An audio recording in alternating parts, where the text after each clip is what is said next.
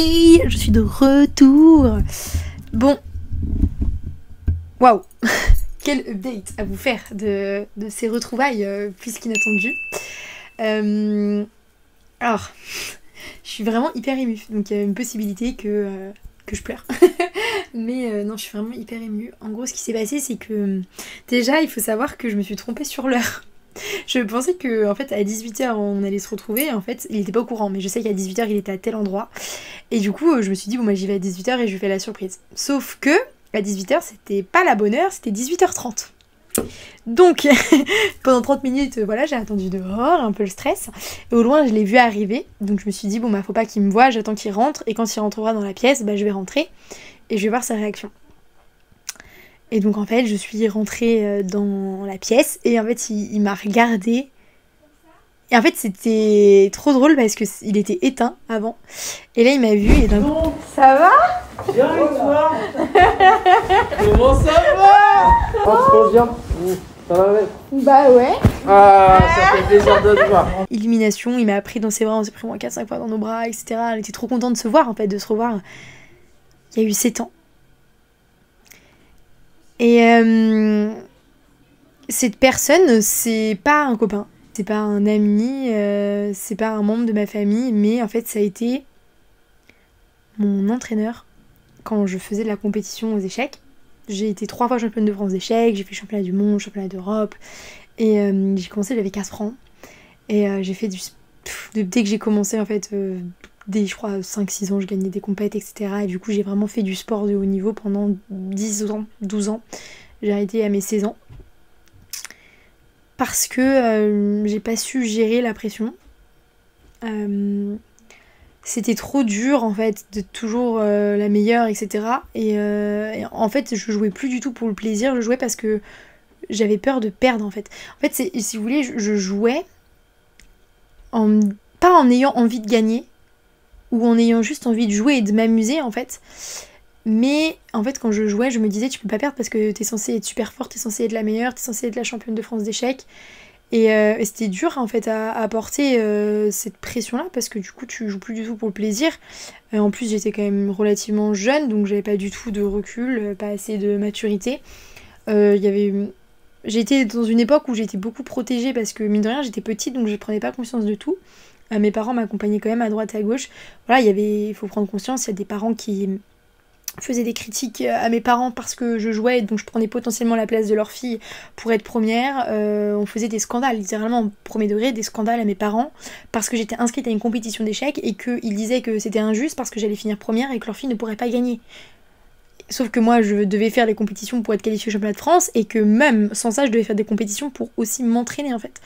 Et il y a eu beaucoup de ça, il y a eu beaucoup de rivalité des filles parce qu'on jouait par catégorie, donc quand t'es la première dans tous les sports, hein, t'as une tête à abattre, concrètement.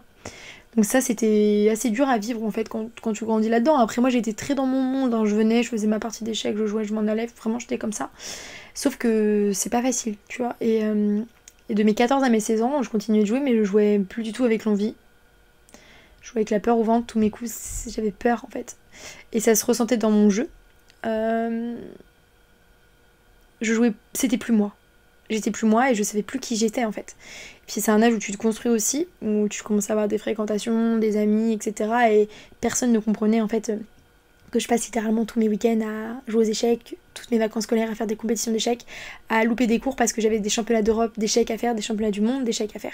J'avais 2 entraîneurs différents et je faisais 2 entraînements différents par semaine avec eux de 2 heures. Je m'entraînais tous les matins, tous les soirs à jouer aux échecs.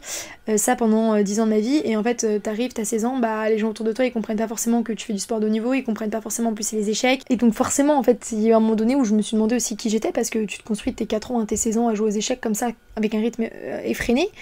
Tu te demandes qui tu es sur les échecs. Et en fait il y avait un truc où je pense que je me disais je mérite pas d'être aimée si je perds.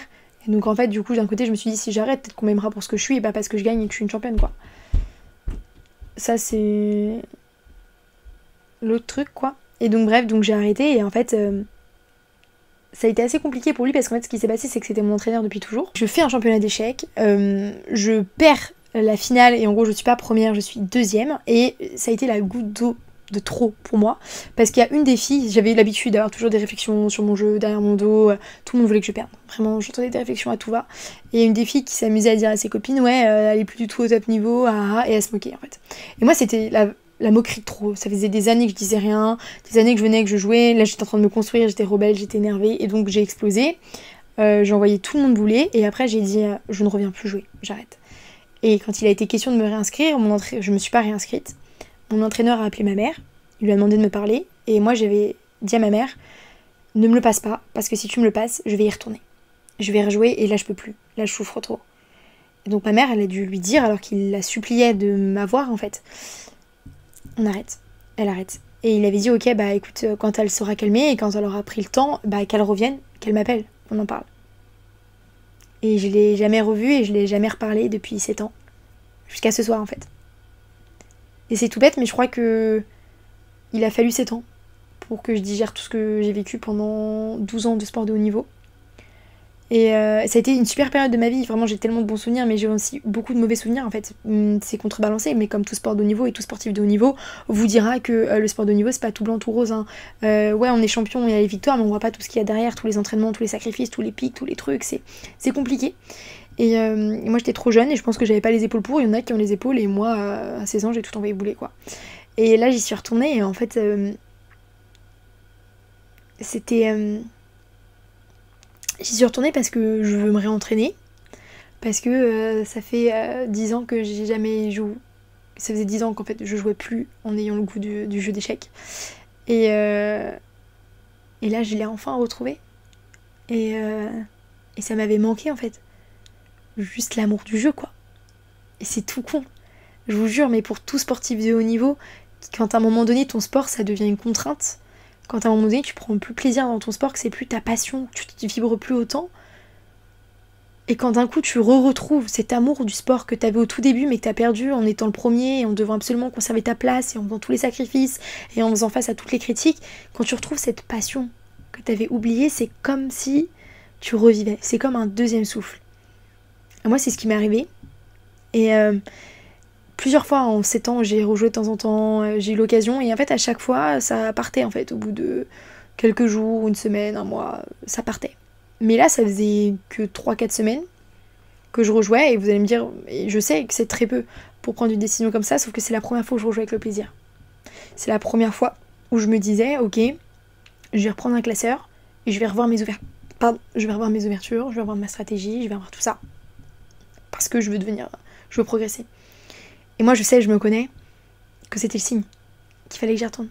Et la vie a mis mon entraîneur sur le chemin de ma maman, et je me suis dit que c'était l'occasion de retourner le voir au club. J'y suis allée, j'ai été accueillie d'une manière tellement bienveillante, j'ai revu tellement de gens qui ont fait partie de ma vie pendant 10 ans, et ce jour est à marquer d'une pierre blanche pour moi, parce que je pense que il marque aussi un autre tournant dans ma vie, que j'aurais jamais pensé quand j'ai arrêté les échecs il y a 7 ans. Jamais je pensais y retourner. Jamais j'étais dans un telle déception, colère, énervement, agacement. J'aimais plus ça. Je haïssais ce qui m'avait fait vibrer pendant 10 ans. Je détestais ça. Et en fait, je pensais jamais re-aimer ça. Et aujourd'hui, je suis de retour. J'ai pas dit que j'allais faire de la compète ou quoi, je pense en vrai. C'est trop bête, mais je suis en mode j'ai envie de jouer en fait. C'est comme un besoin compulsif, c'est comme des années où j'avais réprimé quelque chose qui était au fond de moi, et là j'ai un besoin compulsif d'aller jouer quoi. J'ai envie de jouer. Donc on s'est revus, et c'est comme si rien n'avait changé. J'ai revu des gens du club, j'étais là, et il y a eu 7 ans qui s'est passé, et c'est comme si rien n'avait changé, comme si j'étais partie hier.